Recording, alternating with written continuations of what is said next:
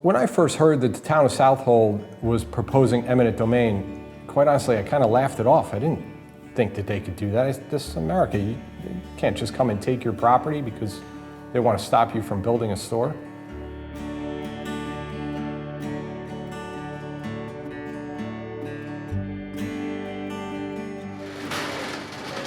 Brinkmanns Hardware is a Long Island institution. Started by Tony and Pat Brinkmann in 1976 with a single small store, today the business is still run by their family. I grew up in the aisles of a hardware store, so it feels like home to me.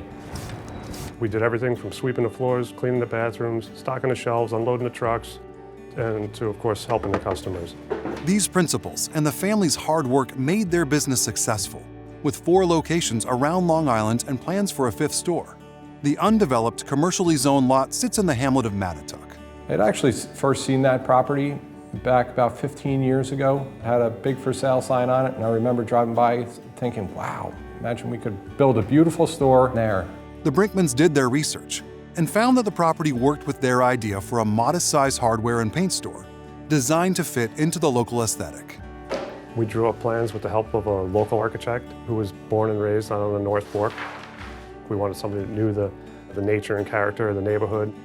In 2018, the Brinkmanns submitted a permit application for their new store, but the town said that they would need to pay $30,000 for a study first. We did everything in our power to work closely with the Southold town to meet all of their requests with our application, and it just seemed like no matter what we did, they were going to find one more roadblock to put in front of us. The Brinkmanns paid for the study, confident that they had done everything right.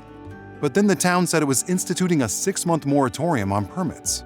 Not a moratorium that's town-wide, but a 1-mile moratorium targeted on the 1-mile stretch of road with my family's property dead in the center of it. The 3 people that were in that 1-mile stretch of road who wanted to build and needed a permit were granted a waiver to the moratorium.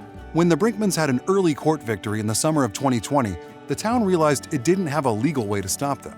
So it started the process to take the land by eminent domain for a park.